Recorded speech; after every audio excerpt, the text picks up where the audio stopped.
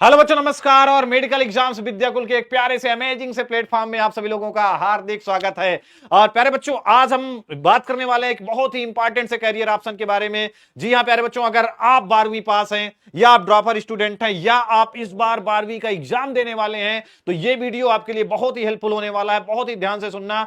जी हां, आज हम बात करने वाले हैं बीसीईसी एग्जाम 2026 यानी कि बिहार बीसीसी एग्जाम 2026 में क्या होने वाला है, क्या इसके लिए एलिजिबिलिटी है, क्या योग्यता है, अगर हम इसमें कौन कौन से कोर्स होते हैं, अगर इनको करने के बाद क्या कैरियर ऑप्शन है, अपन जीवन में क्या कर सकते हैं, इन सारी चीजों की बहुत ही डिटेल्ड चर्चा करेंगे। और कुछ ऐसे महत्वपूर्ण पॉइंट बताऊंगा जिससे आप 100% गवर्नमेंट मेडिकल कॉलेज में अपनी सीट को क्या कर सकते हैं, फिक्स कर सकते हैं और एक अच्छा खासा कैरियर बना सकते हैं। तो बहुत ध्यान से सुनने की जरूरत है आप लोग तो बहुत ही ध्यान से सुनिएगा। आइए चलते हैं बिना किसी देरी के। तो प्यारे बच्चों, ये एग्जाम कौन कराता है? Bihar combined entrance competitive exam board करवाता है प्यारे बच्चों। और इसके तहत आज अपन बात करेंगे कि मेडिकल, वैसे तो बहुत सारे फॉर्म इसमें पढ़ते हैं प्यारे बच्चों, लेकिन अगर बीसीसी में अगर 100 फॉर्म पढ़े, अगर इसमें 100 फॉर्म पढ़ते हैं प्यारे बच्चों, तो 100 में से 90 90 फॉर्म काहे के लिए जाते हैं? 100 में से 90 फॉर्म सिर्फ बीएससी नर्सिंग के लिए जाते हैं, यानी कि मेडिकल वाले फॉर्म इसमें ज्यादा पढ़ते हैं। भले इसमें इंजीनियरिंग भी होती है, इसके तहत एग्रीकल्चर भी होता है, लेकिन सबसे ज्यादा फॉर्म कहां पढ़ते हैं? बीएससी नर्सिंग में, क्योंकि बीएससी नर्सिंग के बारे में आपको पता है कि बीएससी नर्सिंग का क्या स्कोप है। और सबसे बड़ी बात मैं हमेशा कहता हूं कि अगर आप सोचते होंगे कि बीएससी नर्सिंग का मतलब है सिर्फ इंजेक्शन लगाना, तो इस सोच को बदल लीजिए, क्योंकि बीएससी नर्सिंग क्या है भाई? Powerful medical health professional job है प्यारे बच्चों। अगर एमबीबीएस के बाद अगर किसी को भी वेटेज सबसे ज्यादा दिया जाता है, एमबीबीएस के बाद अगर कोई दूसरे नंबर पर है, तो वो कौन है? बीएससी नर्सिंग वाला। बीएससी नर्सिंग की बात करेंगे, बी फार्मा की बात करेंगे, और भी क्या होता है बीसीसी एग्जाम से, यानी कि पैरामेडिकल होता है, सबकी बात करेंगे तो सबसे ज्यादा नंबर 1 पे है बीएससी नर्सिंग। क्या होता है भाई? इसके तहत होता है बीएससी नर्सिंग होता है। बीएससी नर्सिंग के साथ साथ आपका बैचलर ऑफ फार्मेसी यानी कि 4 साल का, ये भी, ये दोनों 4 ईयर कोर्स है। BSc nursing 4 year course, 4 year course आपका बी फार्मा, ये भी इसी एग्जाम के तहत होता है। और साथ ही साथ पैरामेडिकल जॉब, पैरामेडिकल भी आपके क्या होते हैं? पैरामेडिकल ओटी वगैरह सारे, चाहे ओटी हो गया, चाहे इसमें एक बहुत ही अच्छा कोर्स होता है बीपीटी, बैचलर ऑफ फिजियोथेरेपिस्ट। ये सारे कोर्स होते हैं, तो बड़े बड़े अच्छे खासे, जिनमें बहुत ही बढ़िया कैरियर है, ये सारे कोर्स इसके तहत कराए जाते हैं। अब इस पे हम डिटेल्ड बात करेंगे कि भाई कब इसके फॉर्म आने वाले हैं, क्या इसका सिलेबस होने वाला है, क्या उसके इसके निकालने की की पॉइंट हैं, कैसे तैयारी करें, क्या बुक्स वगैरह हैं, और सबसे जरूरी जो आपके मन में बार बार खटकती है, सर सैलरी क्या होगी, अपन जाएंगे कहां, क्या होगा इससे, क्या क्या क्या पा सकते हैं अपन, विदेशों में जा सकते हैं कि नहीं, भारत में कितना कैरियर है इसका, इन सब चीजों की बहुत ही डिटेल्ड में बात करेंगे। ठीक है, ए टू जेड जानकारी। तो आप तीनों चीजें कर सकते हैं इस एग्जाम के तहत। बीएससी नर्सिंग कर सकते हैं, सबसे ज्यादा नर्सिंग के फॉर्म आते हैं।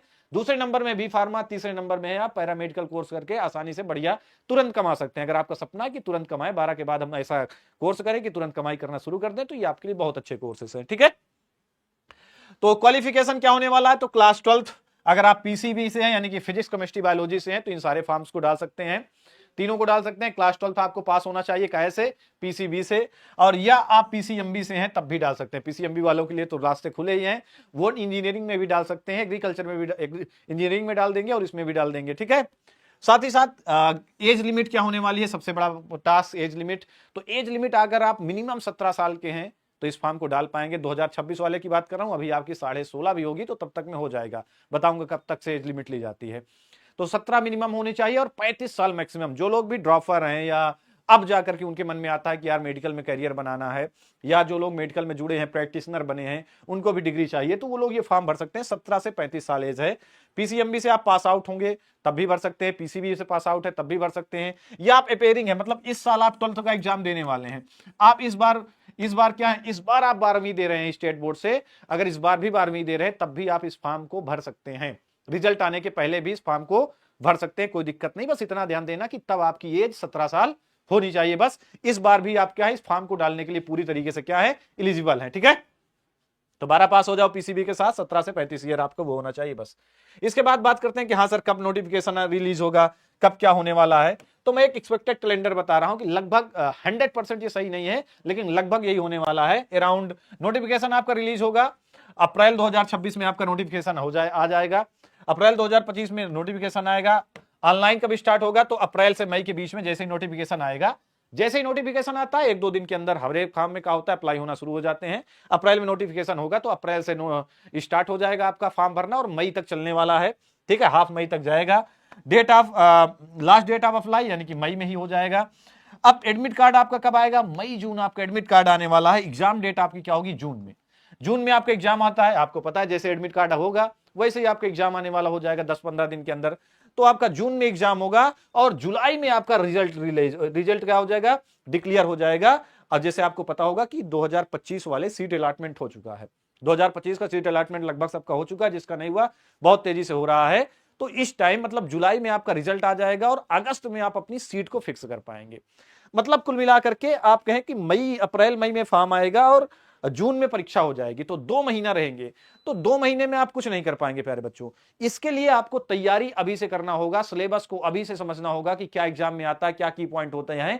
तो अभी से सिलेबस को समझना है, अभी से तैयारी को जोर देना है। आज ही से पीवाईक्यू लगाने, क्या क्या काम करना, सारी चीजें बताता हूं। अगर आज ही से आप फोकस करेंगे इस एग्जाम में, तभी क्या हो जाएगा? तब आप 100% सक्सेसफुल हो जाएंगे और अपनी एक सीट को फिक्स कर सकेंगे। और प्यारे बच्चों, ये मेडिकल एग्जाम विद्याकुल, इस चैनल को सभी लोग सब्सक्राइब कर लेना। आपका ये प्यारा चैनल है और विद्याकुल का मतलब है भरोसे का प्रतीक। और प्यारे बच्चों, इस चैनल का एक ही सपना है, आपके सपनों को साकार करना ही इस चैनल का सपना है। आपके सपनों को साकार करना इस चैनल का सपना है। आपके जो भी सपने हैं इस चैनल के माध्यम से साकार होंगे प्यारे बच्चों। एक बहुत ही बेहद और बहुत ही प्यारी सी टीम आपको पढ़ाने वाली प्यारे बच्चों, इसके लिए भी, और टोटल बिहारी लैंग्वेज में बहुत ही मजे के साथ पढ़ाएंगे प्यारे बच्चों। और इस बार 100% आपकी सीट फिक्स करेंगे, चाहे बीएससी नर्सिंग में हो, चाहे वो सीट आपकी पैरामेडिकल में हो, चाहे वो सीट आपकी वी फार्मा में होगी। 100% आज ही से आप फॉलो कर लेंगे। सभी लोग सब्सक्राइब करेंगे और शेयर करेंगे और कमेंट सेक्शन पे कमेंट जरूर करेंगे कि भाई आप किस फील्ड में जाना चाहते हैं। ठीक है, तो ये है आपकी डेट, इसका स्क्रीनशॉट ले लें। आपकी काउंसलिंग जुलाई अगस्त से हो जाती है, जो इस समय शुरू है 2025 वाली। 26 में भी ऐसा ही होने वाला है, 26 में भी ऐसा ही होने वाला है। ठीक है, आगे बढ़े। आपका सिलेबस क्या होगा? Paper pattern. आपका सिलेबस प्यारे बच्चों बहुत प्यारा सा सिलेबस है। फिजिक्स है, फिजिक्स के आपके 100 क्वेश्चन आएंगे और 4 नंबर, एक क्वेश्चन आपका 4 नंबर का होगा, तो 100 गुणे 4 करें तो 400 नंबर आपका फिजिक्स। केमिस्ट्री आपकी आएगी 100 क्वेश्चन, वो भी 4-4 नंबर के, वो भी 4-4 नंबर के। और फिजिक्स, केमिस्ट्री और बायोलॉजी भी आपकी 100 क्वेश्चन, वो भी 4-4 नंबर के, यानी कि 400 नंबर। टोटल 1200 नंबर का ऐसे पेपर हो जाता है और 300 क्वेश्चन आएंगे। 100 पीसीबी। अगर आपकी फिजिक्स, केमिस्ट्री, बायोलॉजी ठीक ठाक है, या तो मान लीजिए आपकी फिजिक्स गड़बड़ है, तो आप क्या करो कि बायोलॉजी में अच्छी खासी तैयारी करो, बायोलॉजी में 90+ क्वेश्चन सही कर दो ना, केमिस्ट्री में 60+ सही कर दो, तो फिजिक्स में आप कम भी पाते हैं तो आसानी से सिलेक्शन हो जाएगा। अगर आप 50-60% के ऊपर पहुंच जाते हैं तो आपका सिलेक्शन हो जाता है। पेपर पैटर्न क्या होगा? तो बहुत टफ नहीं होने वाला।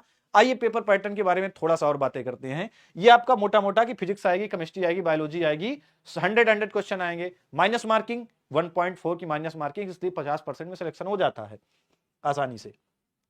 तो निगेटिव मार्किंग है 1/4। 1/4 का मतलब ये है कि अगर आप 4 क्वेश्चन गलत करते हैं, अगर आप 4 क्वेश्चन गलत कर देते हैं तो एक सही वाला भी कट जाएगा। अगर आपने 4 क्वेश्चन का आंसर गलत दिया तो एक सही वाला भी कट जाएगा। इसीलिए इसकी निगेटिव मार्किंग होने की वजह से इसकी कट ऑफ कम जाती है, क्योंकि अगर आप गलत तुक्का मार के आते हैं, टोटल तुक्का गलत मार के आते हैं, तो कहीं ना कहीं कि आप के बहुत कम परसेंटेज हो जाते हैं और आप रह जाते हैं सरकारी कॉलेज पाने में, फिर आपको प्राइवेट कॉलेज मिलता है। अब अगर प्राइवेट कॉलेज मिला तब क्या होगा? प्राइवेट कॉलेज मिलेगा तो बेटा 7-8 लाख रुपए आपकी फीस लगेगी। गवर्नमेंट कॉलेज कोई फीस नहीं। अगर आप प्राइवेट कॉलेज से यही चीज करने जाओगे तो 7-8 लाख रुपए देना पड़ेगा आपको 4 साल के। कहीं कहीं तो 8-8, 9-9 लाख तक पहुंचा देते हैं। प्राइवेट कॉलेज के बारे में आपको पता ही है, मनमानी फीस। तो प्राइवेट कॉलेज में आपको बहुत ज्यादा पैसा लगने वाला। अगर आप यहीं पर सरकारी थोड़ा सा पढ़ लेते हैं, थोड़ी सी मेहनत कर लेते हैं, सरकारी कॉलेज में अपनी सीट को फिक्स कर लेते हैं, तो आपका एकदम फ्री जैसा होगा, कुछ नहीं लगने वाला। थोड़ा बहुत जो लगेगा भी उससे ज्यादा मिल जाएगा आपको, स्कॉलरशिप वगैरह, तो कुछ नहीं लगेगा। 1.4 की माइनस मार्किंग है। पेपर आपका दोनों मीडियम में होगा। अगर आप इंग्लिश मीडियम में हैं तो आप इंग्लिश लैंग्वेज से पेपर दे सकते हैं। पेपर आपका हिंदी में भी आएगा, इंग्लिश में भी आएगा। अगर आप इंग्लिश मीडियम से हैं तो इंग्लिश लैंग्वेज में पेपर दीजिए। अगर आप हिंदी मीडियम से हैं तो आप हिंदी लैंग्वेज में पेपर दे सकते हैं। ठीक है, ओएमआर बेस्ड पेपर होगा। ओएमआर तो आप लोग करते ही हैं, 10 में भी 12 में भी, दोनों में भी आपने ओएमआर का यूज किया होगा, तो वही ओएमआर बेस्ड पेपर होगा, लिखित पेपर नहीं होता। ये देखो ओएमआर सीट में होगा। 11-12 का क्वेश्चन आएंगे। 11-12 की आपकी एनसीईआरटी आएगी। क्वेश्चन कहां से आएंगे? सबसे बड़ी बात है बेटा, तो 11-12 की एनसीईआरटी आएगी। अब 2 एनसीईआरटी आपके सामने, एक है आपकी न्यू एनसीईआरटी और एक है ओल्ड एनसीईआरटी। जैसे मैं बायो की बात करूं, बायो में जो न्यू एनसीईआरटी है, क्लास 12 बायोलॉजी, न्यू एनसीईआरटी में कितने हैं? 13। न्यू एनसीईआरटी में कितने चैप्टर हैं? 13 चैप्टर हैं। और ओल्ड एनसीईआरटी में देखें तो 16 चैप्टर हैं। तो बिहार आपके एग्जाम में कभी कभार 2-4 क्वेश्चन ओल्ड एनसीईआरटी से भी आ जाते हैं। तो आपको मैं कहता हूं कि आप ओल्ड एनसीईआरटी से भी तैयारी कर सकते हैं, हालांकि ऐसा होता नहीं, लेकिन कभी कभार ऐसा हो जाता है। तो आप ओल्ड एनसीईआरटी को ही पैटर्न बना लें, और आपने अभी तक ओल्ड पढ़ी होगी, तो ओल्ड एनसीईआरटी को पैटर्न बना करके आप इसकी पूरी तैयारी करेंगे। और एनसीईआरटी से अलावा कुछ नहीं होगा। एनसीईआरटी को भगवान मान लो आप, पीवाईक्यू लगाना है आपको, आपको अपनी एनसीईआरटी को भगवान मानना है और बस आगे बढ़ते जाना है, रुकना नहीं, प्रैक्टिस करते जाना है। आज ही से अगर आप अपना लक्ष्य बना लेते हैं कि भाई मुझे इस एग्जाम को क्रैक करना है, मुझे अपनी मेडिकल फील्ड में एक सीट इस कॉलेज में फिक्स करना है, तो 100% आप सपना बना करके हमारे पास आइए। आपके सपनों को सजोना, आपकी मंजिल को आकार देना हमारा काम है। ठीक है प्यारे बच्चों, तो ओल्ड एनसीईआरटी बहुत ही बेस्ट रहेगी इसके लिए। ओल्ड एनसीईआरटी और आपके पीवाईक्यू और एक ठीक ठाक से एनसीईआरटी पॉइंट टू पॉइंट आपको बढ़िया से पढ़ाना है, और हम बहुत अच्छे से इसको एक्सप्लेन करके पढ़ाएंगे प्यारे बच्चों की, जिससे एक भी क्वेश्चन बाहर नहीं जाएंगे 100%। ठीक है, तो ये आपका पेपर का पैटर्न होने वाला। नेगेटिव मार्किंग इंग्लिश हिंदी दोनों में होगा, और 11-12 की आपकी एनसीईआरटी आएगी। अब सबसे बड़ी बात है कि ठीक है सर, ये सारी चीजें पता हो गई, डेट पता हो गई, पैरामेडिकल में जाएंगे तब क्या कैरियर ऑप्शन है, बीएससी नर्सिंग में जाएं क्या चूज करें, हम बीएससी नर्सिंग में जाएं तब क्या कैरियर ऑप्शन है। तो अगर आपके पास पैसा है, थोड़ा बहुत टाइम है, पैसा है, थोड़ा बहुत टाइम है, थोड़ा बहुत पैसा है, थोड़ा बहुत टाइम है, तो आप क्या चूज करो, तब आप चूज करो बीएससी नर्सिंग या पैरामेडिकल, अरे बीएससी नर्सिंग या बी फार्मा। वो है आपके 4-4 साल के। बीएससी नर्सिंग और बी फार्मा जब आप करने बैठोगे तो 4 साल बाद आपकी कमाई होगी। लेकिन आप चाहते हो कि सर तुरंत कमाई चाहिए, तुरंत कमाई चाहिए सर, तुरंत पैसा चाहिए, पैसे की बहुत बड़ी जरूरत है। तो अगर आप चाहते हो कि तुरंत कमाई चाहिए, तो तुरंत कमाई के लिए आपको क्या काम करना पड़ेगा, आप करिए क्या, पैरामेडिकल। पैरामेडिकल करिए। पैरामेडिकल की डिग्री लेने के बाद आपको गवर्नमेंट सेक्टर में भी जॉब मिलेगी, प्राइवेट सेक्टर में भी जॉब मिलेगी। साथ ही साथ सबसे बड़ी बात है कि तुरंत कोर्स करने के बाद 2 महीने, 2 साल वाले हो गए, 3 साल वाले हो गए, तो तुरंत करके तुरंत जॉब पाओ और कमाई करना शुरू कर दो। फिर धीरे धीरे एक्सपीरियंस बढ़ेगा तो पैसा ज्यादा बढ़ेगा, फिर आगे जाकर के और आगे डिग्री कर लोगे तो और पैसा है। ये सिस्टम है। तो तुरंत के लिए सबसे अच्छा है पैरामेडिकल। डीएमएलटी जैसे आपने कर ली, डीएमएलटी आपने कर लिया, लैब टेक्नीशियन, खून की जांच, वीर की जांच, मूत्र की जांच, तुम आप लोगों को बहुत अच्छे से पता है कि अब डॉक्टरवा क्या करता है। तो डॉक्टर अब बिना जांच की दवा नहीं लिखता, अब जांच कहां करवाओगे, डीएमएलटी वाला ही तो करता है। तो हर जगह बहुत ही अच्छी कमाई है। ठीक है, आइए समझते हैं थोड़ा सा career option for BSc nursing.